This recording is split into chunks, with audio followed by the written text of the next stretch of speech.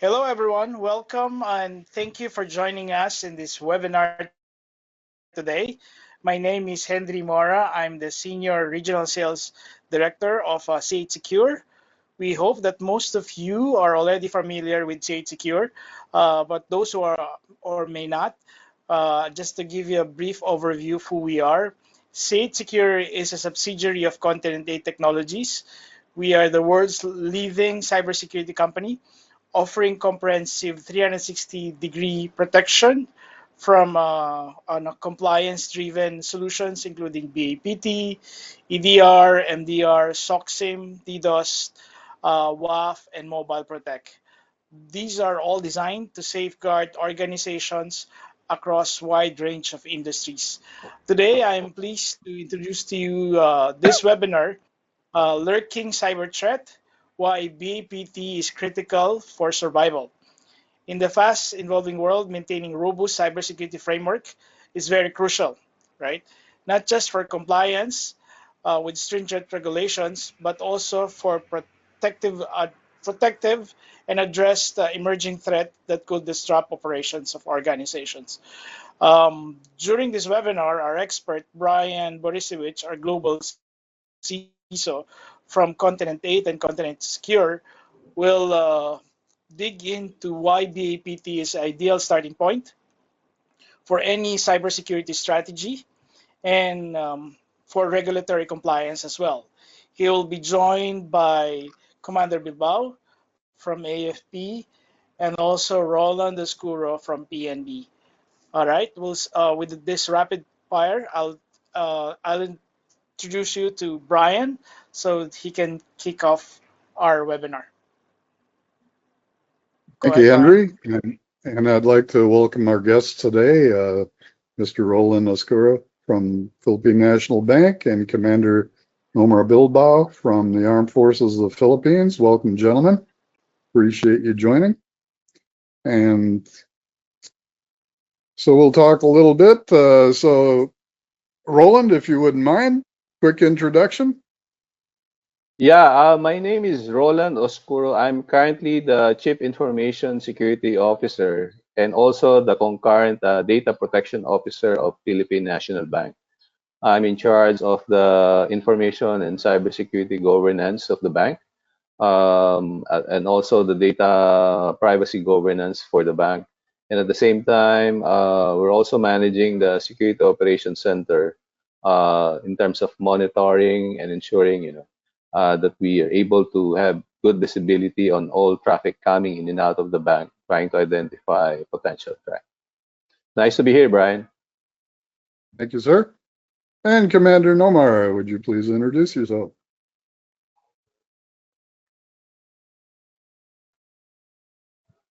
Yes, good afternoon, gentlemen.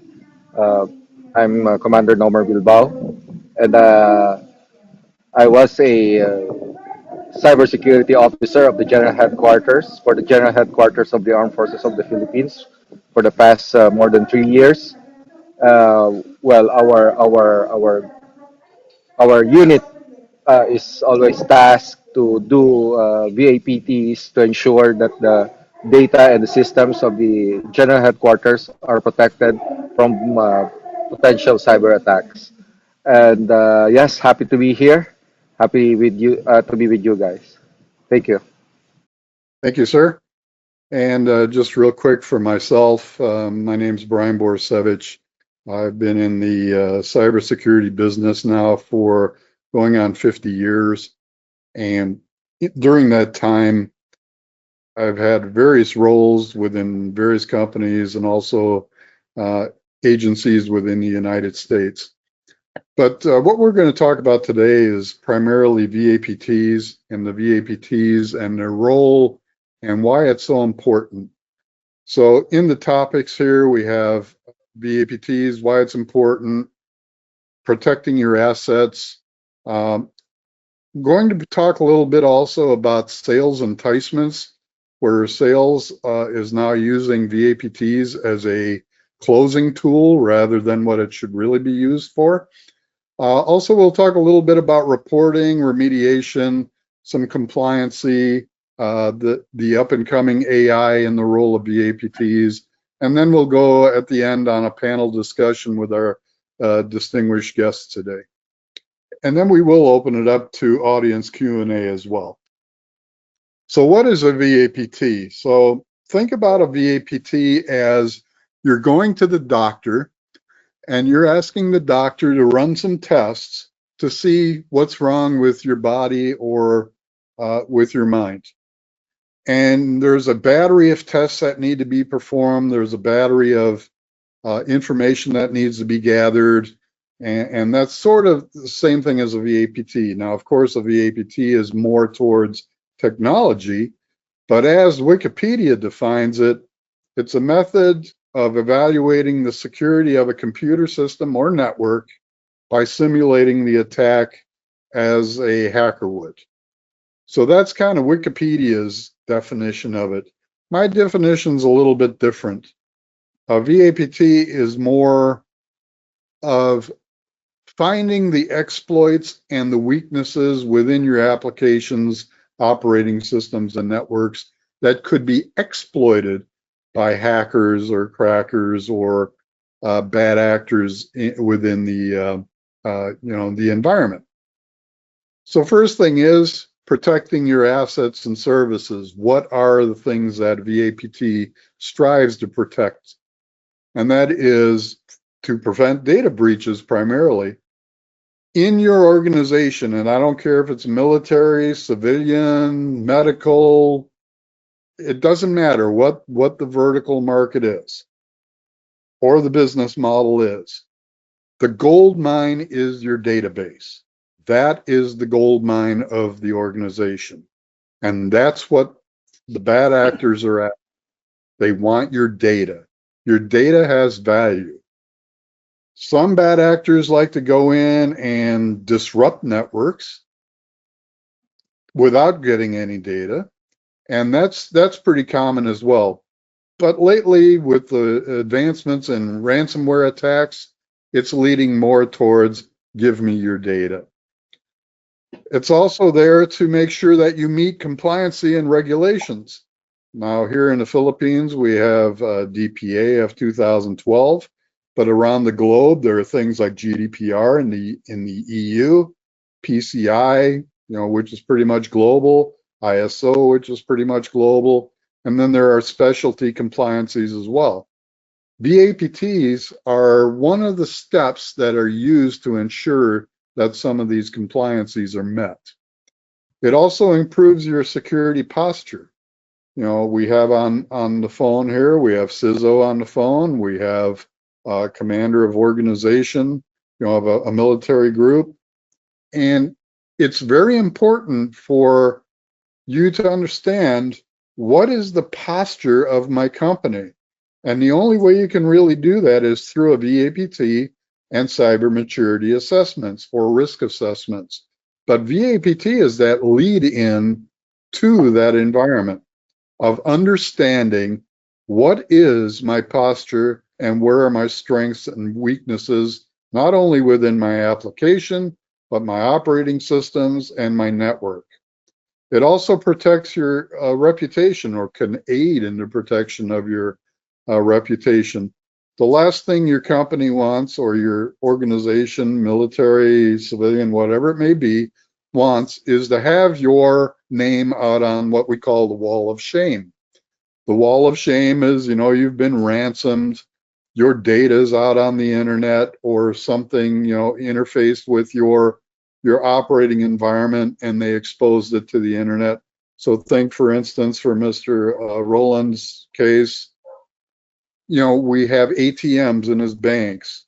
If those ATMs are breached, that would be a bad thing. And it's also a reputational damage outside of website or mobile applications or whatever. And in the military, think about things like battle plans or troop movements or troop strength or any divisional type of information, naval movement, aircraft movement, positioning.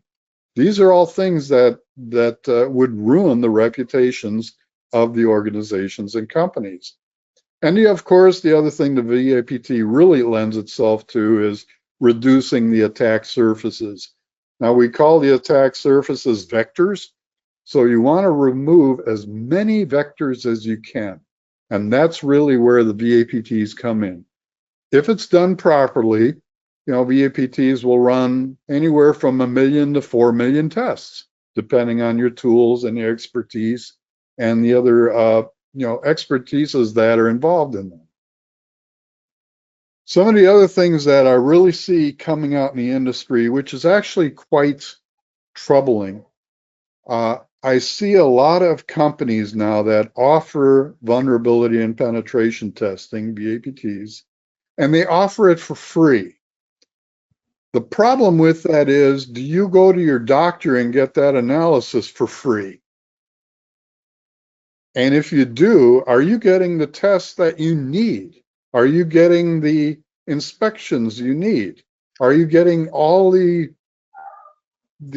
interrogation of what needs to be found? Is it being performed? It devalues the expertise of the VAPT engineers. Realize that most of the engineers, like myself and others, we've been doing this for 10, 15, 20, and plus more years. And now sales is going around and marketing is going around giving away these services. Are you really getting what you are expecting from a free service? And it's usually to lead into another area of some sales avenue. And as mentioned, VAPT requires skilled cybersecurity professionals. And these take years to develop. This is not something you can go out and get a certificate and you're automatically a VAPT engineer. That's not how this works. So the problem is when we start seeing this, it's undervaluing the security service. It's making it harder for professionals to charge fair rates in the future, because after all, tools cost money. It can cost upward to $300,000-$400,000 for some of these tools. Not to mention the training and the expertise and the experience that goes with that. So using VAPT as a marketing tool to get into something else is really selling short what it's about. Remember that VAPT is there for a reason. It's there to find your vulnerabilities, your penetrations. It's there to protect you. It's very important to understand that if you don't value that service, then fine, go get a free service. But remember, you're putting your company's reputation or your organization's reputation on the line by having incomplete or not fully functioning or valued vulnerability tests. And of course, they may not uncover critical vulnerabilities because are they really doing everything they can if it's for free? So this has really been a bone that I've been picking with our sales force and various other companies when I do speaking engagements, is companies need to stop this. Because one thing is, I as a professional will always give you the best foot forward, but there's a point where if I'm giving away all the services, how do we end up paying for the tools that provide you those safeties and services?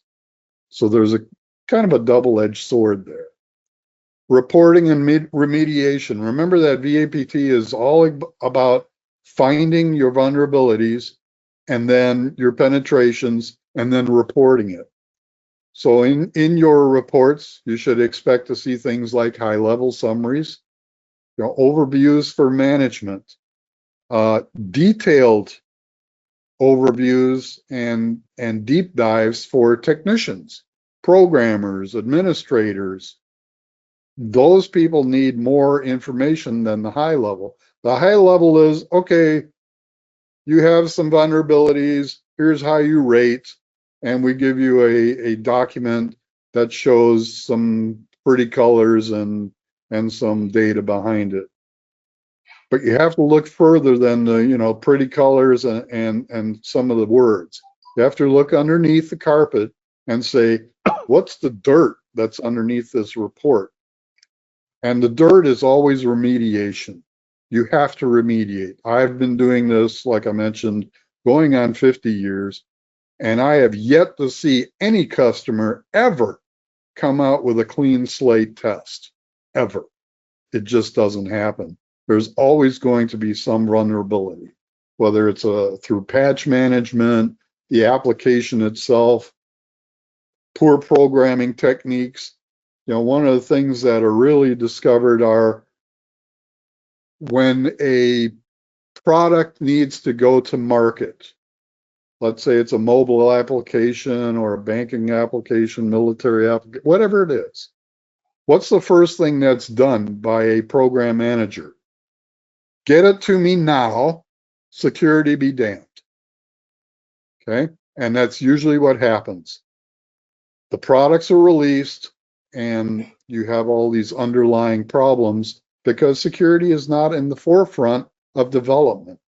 So that's where these VAPTs come in.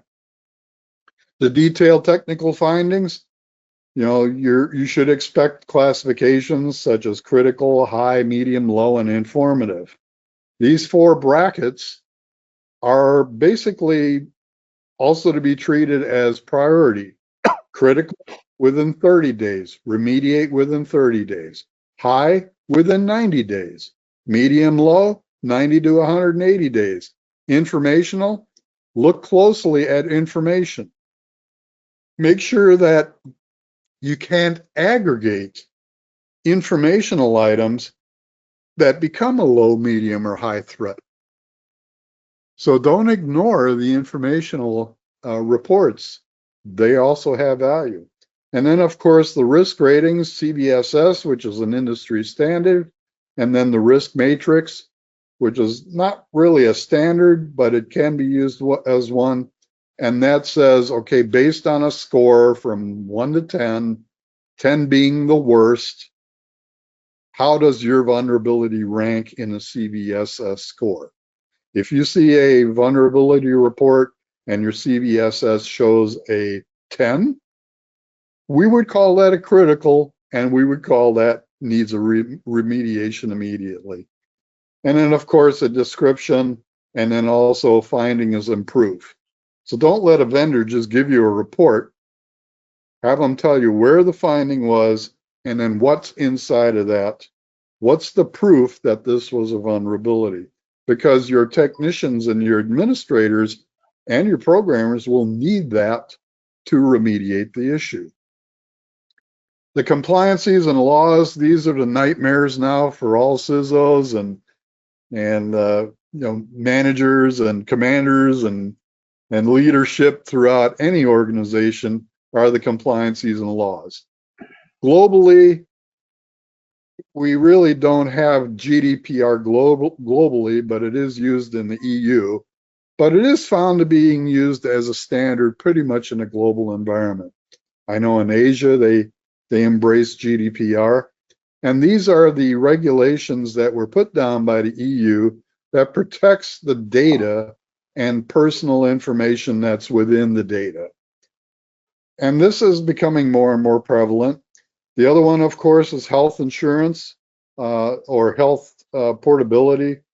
So, and what that means is your medical records. Are they protected? And the VAPT might or might not expose that. A risk assessment definitely would, but a VAPT might expose that finding. It might find that your application is leaking out data, health data. And health data is of course, is the ultimate in PII, personal identifiable information. I don't believe there's anything higher than that. You know, your name, address, and phone number. Just about everybody on the planet now has been exposed in some type of breach.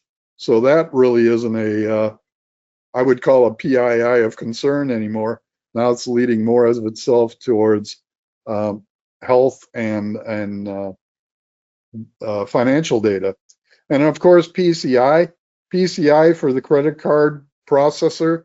especially in the banking world, PCI is kind of like a driving force, which means that Visa, Master, Discover, American Express, whatever the card carrier is, if you don't have a PCI certification, chances are you're not going to get their card, an issuance of the card, or the allowance to even use their card.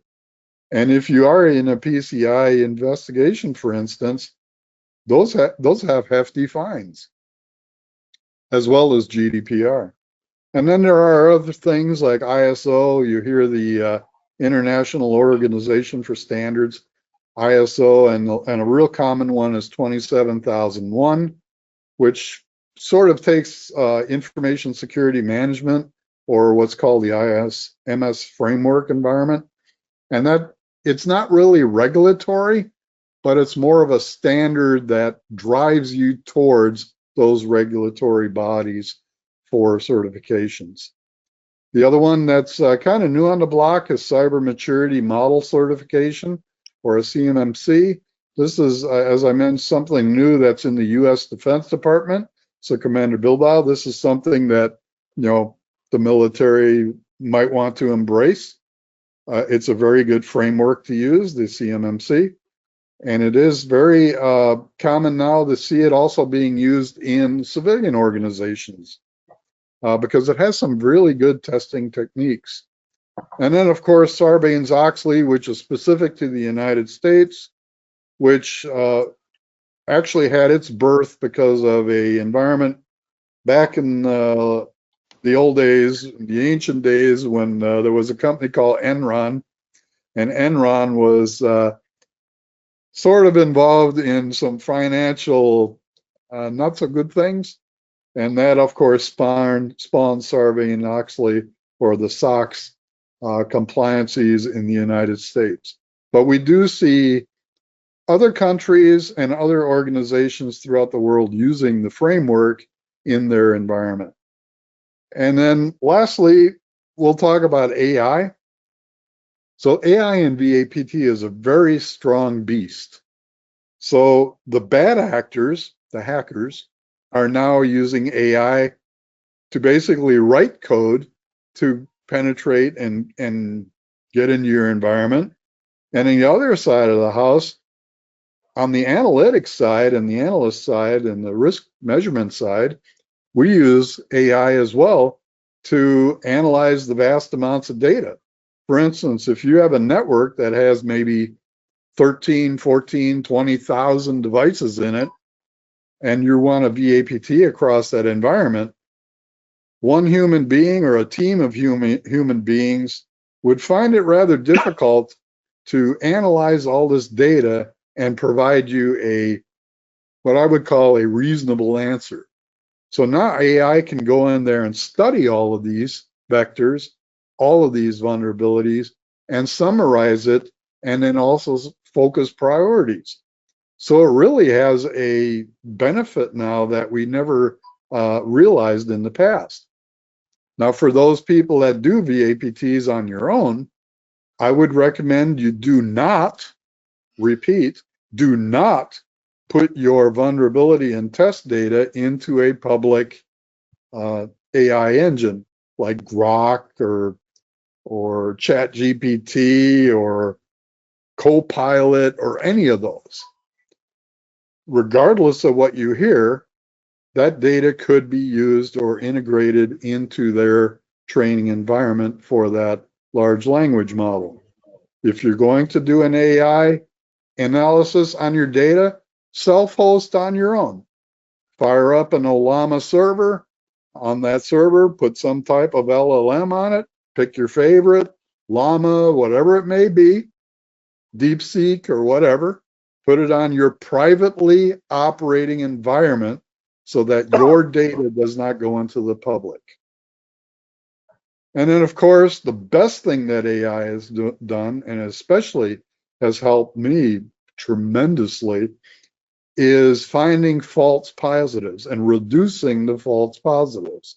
This has been kind of the bane of VAPTs, is a VAPT auditor hands the customer their results. The customer goes through all the vulnerabilities to remediate and finds that maybe half of them don't even require any action. It was flagged as a vulnerability, but it really isn't. There's no vulnerability to recover. So this is where AI is really coming in handy. So this is for the false positives as well as the false negatives. And what's a false negative? A false negative it may flag it as that's not a vulnerability, but the AI puts together, as I mentioned earlier, all those nuns, the ones that are classified in the none arena. And it says, you know what, if I put all these together, I come up with a real positive. So there are these real strengths in these tools. I see this only getting better through time. Now remember, the bad actors are going to also get better through time. So there is going to be this constant. So in the military, we have, electronic warfare. I have a radar, you have a jammer. I figure out how to counteract your jammer, and it goes back and forth. It's the same thing in cybersecurity. It's a constant back and forth cat and mouse game that goes on. It will never end. And AI is going to accelerate these vulnerabilities as well as accelerate finding these vulnerabilities. Okay, so what I'm going to do now is stop here, stop pontificating, and I'm going to open up some case studies for our guests. So Roland, what do you find is the most valuable from a service provider when it comes to VAPTs and risk assessment? What, in your view, is sort of like helping you in your job as a CISO? How does that make your life easier, or does it make your life more difficult having a VAPT? Well, Brian, while primary requirement would be for compliance, as you know, in the bank, we are required to conduct a BAPT by the Bangko Sentral ng Pilipinas at least annually. But from a real security practice, we do it more often than the requirement of the regulators. And you mentioned something about releasing new products. So we are the gatekeeper as far as those new channels, new service, even updates or upgrade to the new service. We're the gatekeeper. Nothing goes into production without undergoing full BAPT. Then in terms of what do I look for a BAPT provider? Well, for one, I hate receiving tick reports and only to find out that 50% of it are, well, as you said, false positive, doesn't even require any action. And also, we don't want to receive reports that are being generated by tool that we can ourselves buy off the shelves, run. What we are looking for are insights to the results of the BAPT, showing us what really matters, which one should be prioritized. Yes, it will categorize it critical, high, medium, low. But the insight that I'm looking for is, okay, out of this, let's say 10 critical, which one should I prioritize first? Which needs to be acted within the next 3 hours, which one I can, remediate within the next 12 days. And even the combination of high and medium, which are the so-called, combination of concern. That if I leave this medium, group of medium open, it can easily escalate into a high or even a critical.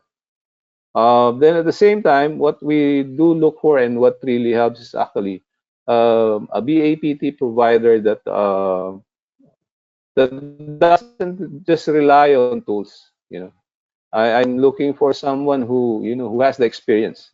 Because right now, I mean, there's a lot of tools that you can buy off the shelf that you can run on your own. But even with the AI, I still believe, nothing beats a hacker's mind. People who doesn't just, look for the usual vulnerability, exploitable gaps in the network, or maybe even in your servers. We try to ask our service provider to even look at the business logic. Is there anything that is exploitable in the business logic? So those are the kind of BAPT provider that we are looking for, and that really help and make the life of the CISO a little bit easy. You know, and from the business perspective, they see this as a sort of an assurance. That we can tell our customers that yes, we are providing you a service that is running and operating in a safe environment, because we proactively look for security gaps that might impact our service to you, and also the data that we are holding, especially as financial institution. Reputation is very critical, so we need to make sure that our environment is secured and safe. And you bring up a really good point, which is, and I know you've received my services in the past, where we look for that insight as a bad actor. Having been a bad actor for a lot of years, the thing about the tools.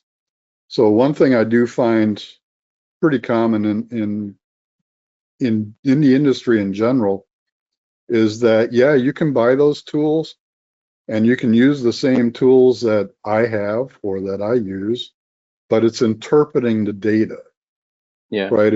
It's like going to a doctor. I always like to use the doctor analogy, or a really good mechanic. A mechanic can hear things when you drive in that a piece of test equipment may not find. The same with like an X-ray. I can look at it as a doctor. I can look at an X-ray and maybe see something, or maybe I don't see something that another doctor would. Right. So it really becomes an issue of, you can have the same tools, but it comes down to interpretation. And I can tell you that there's no human alive that can test a multi-thousand IP environment manually. It's just not feasible. And what we find on our side of the house is we use the tools to identify those gateways that require those manual interventions. So I'll dig further. If I see something that just comes back as, maybe a port's open or something, I may not dig in hard enough or harder. But if I see some vulnerability that's exposed in a database, then I switch off the tools and switch on the brain. And the business logic, and that's a really good point. Business logic, there's no tools that test for business logic. That's the person that has to do that. But I do have a question for you. So when you receive the report, and now we have these prioritizations that we provide, remediation. Tell me about what happens on the receiving side of this report. How do you remediate thousands of items internally when your engineers and administrators are also trying to keep the business running? Well, that's still an ongoing challenge. No? Obviously, my team is not the one directly implementing the remediation. We have to interface with our IT team, and obviously our IT team, have their own priorities. And that's why I agree with you, in terms of the separation of the security and IT. They should never be in one group or one unit. But the good thing is, we have a very active management, and even a very active board, who are in tune with new things that are coming up, threat, even rumors of threat. And I try to use those interests of the board and even management to persuade the IT, to act faster than usual. Right. And that's why really identifying the real critical ones would help, would help in really securing the environment. Because if you just give them, 20 lists of critical, they would even not know where to start, and they would uh, go back to you and give you a reason and keep asking you which one I do first. Right. That's why, as much as possible, we try to put some insight, some narrative, behind those criticals to help them and point them in the right direction in terms of which one to remediate first. Although, having said that, no, right now we have a dilemma. We're doing BAPT regularly, or more than regular, and now we're flooded with findings that are aging, because obviously keeping up with the remediation, particularly those that require patching, is really a big challenge, especially with products coming from our good friends from Microsoft, who always promise that, yeah, every Tuesday, second Tuesday of the month, expect patches from us. So catching up is really a challenge. And our dilemma is the findings are filing up. It's aging. We even have oh, sorry. I don't think I can say it. We have findings that are, I would say, at the senior level in terms of age. So it's like, we're hitting ourselves, because when the regulator comes in, they would now, be looking at all of those findings and now questioning us, and questioning the efficiency. So we're sort of in that dilemma, and we're still trying to get a balance, and uh, I, maybe look for something that would really identify real risks, even those are medium and low, and maybe try to identify the lows that can be considered as noise, that can be put aside, and so that we don't hit ourselves come audit by the regulator, and us presenting to them a very long list of uh, vulnerability that needs to be remediated. Right. Well, thank you, Mr. Roland. I sure appreciate your input there. I'm going to switch over to Commander Bilbao. So, sir, I have a couple of sort of questions, curiosity questions, because VAPTs within the military environment are much different than the VAPTs in the civilian environment. And I don't mean that the systems are different or the networks are different, but specifically the applications are different. What do you see as one of the biggest challenges from vulnerability, testing services towards military? Because I know that the approach in most cases is they look at it through civilian glasses. They really don't look at it from a military perspective or a government perspective. Yeah, yes, Brian. We in our organization is, I can say, until now are facing a lot of challenges. As you have said, VAPT is a very serious thing to make sure that not only the systems, but also the data that we have, and we are very strict in implementing such.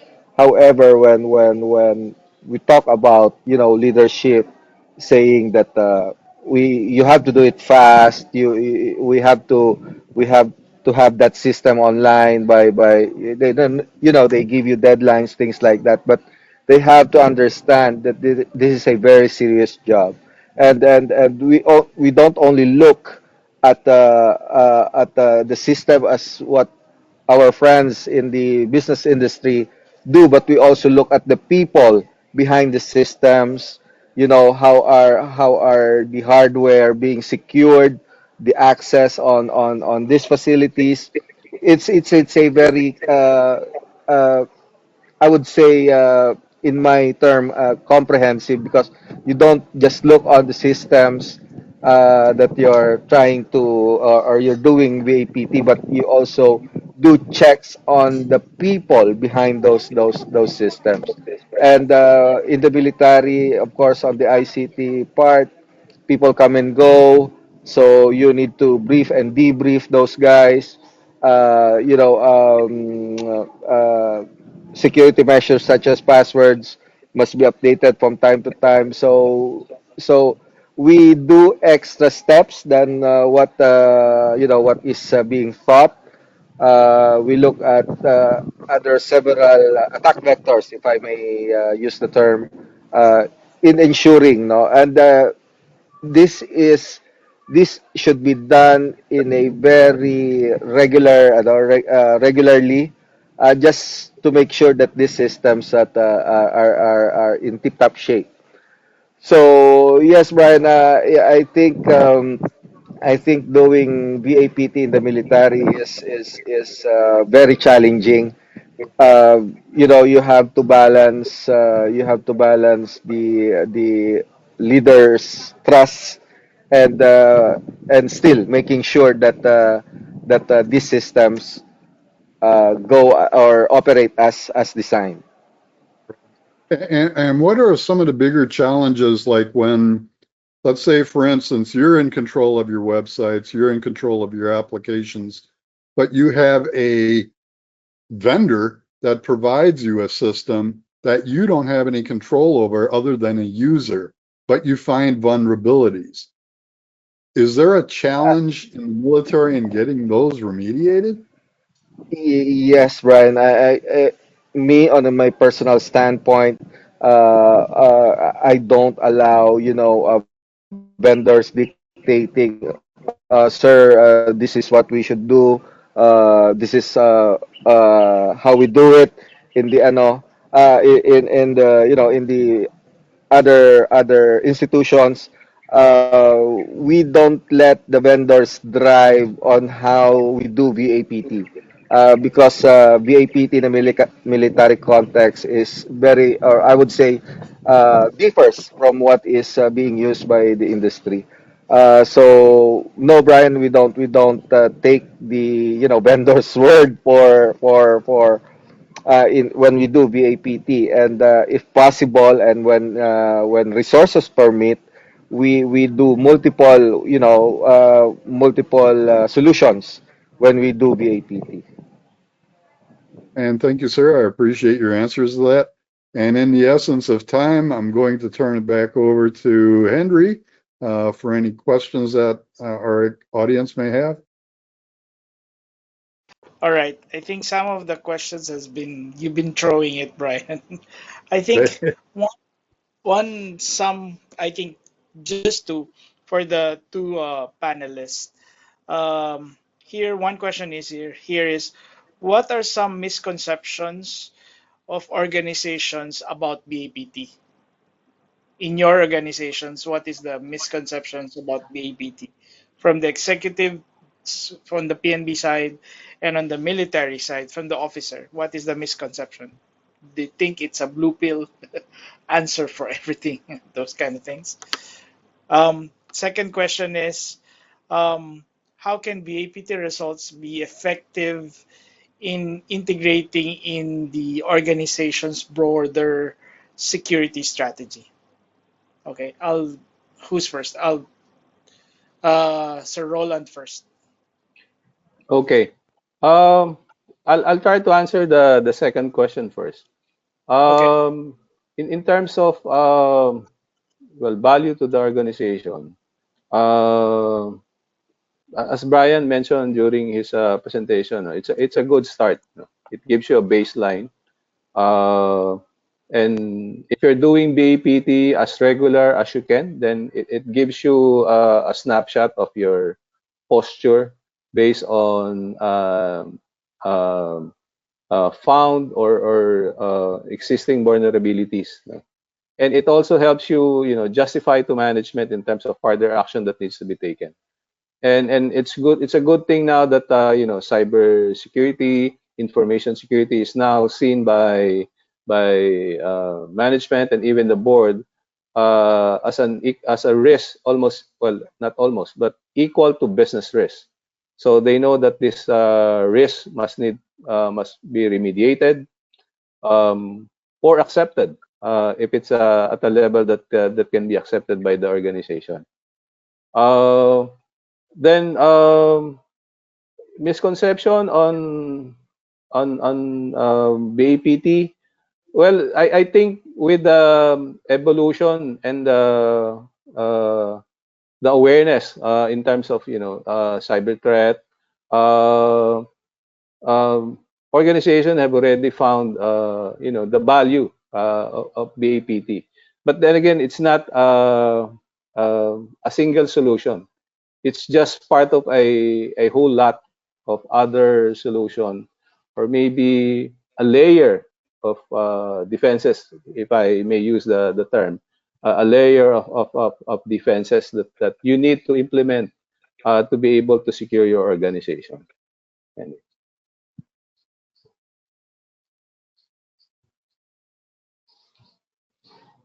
back to you, Henry. Henry? Sorry, I muted. With Commander Bilbao on the two questions. Yes.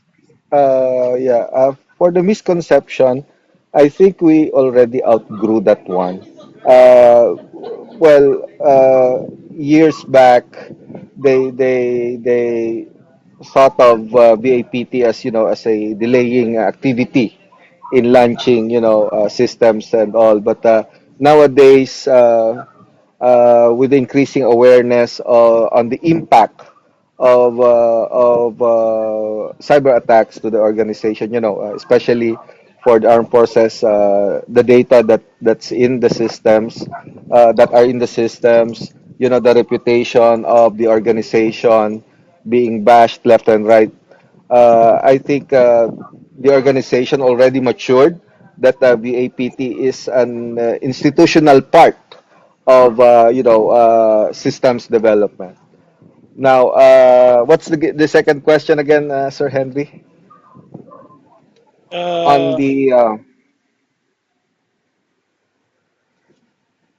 Effectiveness of okay, as to VAPT yes, broader. as to I think the effectiveness, I think only time will tell. Of course, again, what we discussed is it's a matter of how the IT team mitigates known vulnerabilities, and those manageable vulnerabilities. We should, the organization should be able to accept it, or at least on the threshold of tolerance. What are the risks that we can take, and if happens, what will be the result, and then how do we recover should that happen. So I think VAPT has been been part of the IT ecosystem already, and it's good because of probably through the years, our leadership already gained maturity and awareness on how things are being done in the ICT world. Okay, Thank you. great. Thank you so much for your input, Commander Bilbao and Sir Roland. I think there's some questions that we can answer offline. Um, Okay, I a think big thank you to Brian for sharing your insights, and a special thanks as well to Roland Descuro from Philippine National Bank and Commander Nomer Bilbao from Armed Forces of the Philippines. And a big thanks to all of you for joining the CH Secure webinar. We appreciate you signing in.